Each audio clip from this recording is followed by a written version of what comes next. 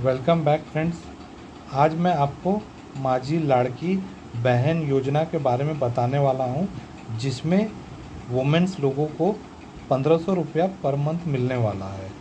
अब इसमें अर्जदारचा हमी पत्र ऐसे करके आपको एक फॉर्म मिलेगा, जो आपको डाउनलोड करना रहता है और वो भर के अटैच करना रहता है या फिर उसके ऑफिस में जमा करना रहता है। आपको ये भी बता दूं कि ये माझी लाड़की बहन योजना सिर्फ महाराष्ट्र के लोगों के लिए है, महाराष्ट्र के लेडीज़ लोगों के लिए है, तो सिर्फ महाराष्ट्र में ही एप्लीकेबल है। और मैं आपको बता दूं, ये अगर एप्लीकेबल नहीं है तो आप इस पर टिक मत करिए। अगर आपको एप्लीकेबल है तो टिक करिए, 2.5 लाख से कम है तो आप ये टिक करिए। आपका कोई कार्यरत है तो फिर टिक मत करिए। ये सब आपके पास नहीं है तो आपको यहाँ टिक करना है। जैसा कि आपके घर में सिर्फ एक ही लोग इसका फ़ायदा उठा रहे हैं, अगर 2 लोग उठा रहे हैं तो यहाँ पर टिक मत करिए। अगर एक ही लोग उठा रहे हैं तो टिक करिए। तो आपको देख देख के पढ़ पढ़ के करना है कि हाँ, इसमें मैं बैठ रही हूँ और ये मेरे को टिक करना है, उसी हिसाब से आपको टिक करना है।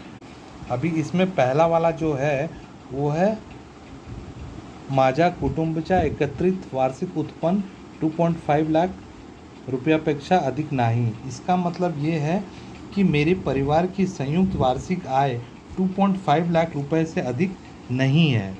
अब दूसरा वाला जो पॉइंट है, माझ्याकडे उत्पन्न प्रमाणपत्र नसल्याने मला पिवळे किंवा केसरी रेशन कार्ड आधारे उत्पन्न प्रमाणपत्र सूट देण्यात यावी। इसका मतलब है, चूँकि मेरे पास आय प्रमाण पत्र नहीं है, इसलिए मुझे पीले या नारंगी राशन कार्ड पर आधारित आय प्रमाण पत्र से छूट दे देनी चाहिए। तो आप इसमें भी टिक करिए, इसमें भी टिक करिए, ठीक है। उसके बाद तीसरा वाला जो आता है वो है माझ्या कुटुंबातील सदस्य आधारकृत नहीं, मतलब मैं इनकम टैक्स के दायरे में नहीं आता हूँ, ये हो गया 3। चौथा वाला है मी संवत किंवा माझ्या कुटुंबातील सदस्य नियमित कायम कर्मचारी म्हणून सरकारी विभाग मंडल भारत सरकार किंवा राज्य सरकारत स्थानिक संस्थाने कार्यरत नहीं। इसका मतलब सेवानिवृत्त घेत नहीं। इसका मतलब मैं आपको ये बताता हूँ, ना तो मैं और ना ही मेरे परिवार का कोई सदस्य भारत सरकार में के किसी विभाग, उद्यम बोर्ड या राज्य सरकार के किसी स्थानीय निकास में नियमित स्थायी कर्मचारी के रूप में कार्यरत है या सेवानिवृत्ति पर पेंशन प्राप्त कर रहा है। अगर आपके घर में किसी को पैसे नहीं मिल रहे हैं, सेंट्रल गवर्नमेंट में एम्प्लॉयड नहीं है, पेंशन नहीं मिल रहे हैं, तो आप इस पर क्लिक करिए। अगर मिल रहे हैं तो ये इस पर क्लिक मत करिए। मी बाहेर यंत्रवण कार्यरत असलेली कर्मचारी, स्वयंसेवी कामगार, कंत्राटी कर्मचारी असून माझे उत्पन्न 2.5 लाखपेक्षा नाही। अब ये जो पॉइंट है, इसमें लिखा है कि मैं एक आउटसोर्स कर्मचारी स्वैच्छिक कार्यकर्ता हूं और मेरी आय 2.5 लाख रुपए से कम है, ठीक है। अभी नेक्स्ट में आते हैं, इसमें भी टिक करना है, 2.5 लाख से कम ही होनी चाहिए, तभी आपको इस माझी लड़की बहन योजना से 1500 मिलेगा, नहीं तो नहीं मिलेगा। आपको बता दूं, 2.5 लाख इनकम से कम होनी चाहिए आपकी पर एनम, पर साल का आपका इनकम 2.5 लाख से कम है। अगर कम है तो इसमें टिक मारिए। मी शासनाच्या इतर विभाग मार्फत राबविण्यात येण्याचे दरमहा 1500 किंवा त्यापेक्षा अधिक रकमेच्या आर्थिक योजनाचा लाभ घेतली नाही। मैं कोई भी दूसरा कोई स्कीम का लाभ नहीं उठा रही हूँ, इसलिए आप टिक मारिए। इसका बोलने का मतलब ये है, माझ्या कुटुंबातील सदस्य विद्यमान किंवा माझी खासदार आमदार नहीं। इसका मतलब है मेरे परिवार में कोई सदस्य वर्तमान या पूर्व सांसद विधायक नहीं है, ठीक है। इसमें भी टिक मारिए। उसके बाद ये पॉइंट आएगा, इसमें भी टिक मारिए। इसमें लिखा है मेरे या मेरे परिवार के सदस्य पे कोई 4 पहिया वाहन नहीं है, या इसमें लिखा है कि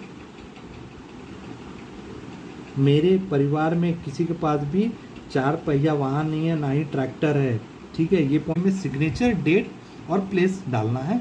उसके बाद ये फॉर्म को सबमिट कर देना है जहां आप करने जा रहे हैं, या फिर आप अपलोड करने जा रहे हैं तो अपलोड कर देना है। बस इतना ही कुछ करना है आपको इस फॉर्म में। धन्यवाद। उम्मीद है मैं आपको जानकारी दे पाया हूँ अर्जदाराचे हमी पत्र के बारे में, और आप सब पे टिक करके सबमिट कर दीजिए। लेकिन आप याद रखिए आपकी आय 2.5 लाख के ऊपर नहीं होने चाहिए, 2.5 लाख पर एनम के ऊपर नहीं होनी चाहिए। अरे सत्य है, और मैं मुख्यमंत्री माध्यमिक लड़की बहन योजना से संबंधित पोर्टल ऐप पर आधार संख्या आधारित प्रमाणीकरण प्रणाली के साथ खुद को प्रमाणित करता हूं, और आधार कार्ड आधारित प्रमाणीकरण के बाद मेरा आधार नंबर बायोमेट्रिक OTP जानकारी प्रदान करने से मुझे कोई आपत्ति नहीं है।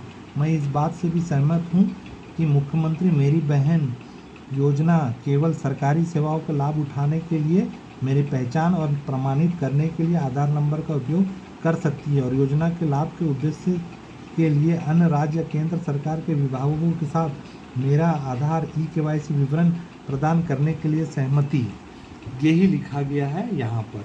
तो ठीक है, आप नीचे में आपको आज का डेट डालना है और उसके बाद साइन करना है और प्लेस डालना है। जैसा अगर आप मुंबई में हैं तो मुंबई, थाने में तो थाने, कल्याण में तो चलिए, उम्मीद करता हूँ मैं आपको पूरी जानकारी दे पाया हूँ।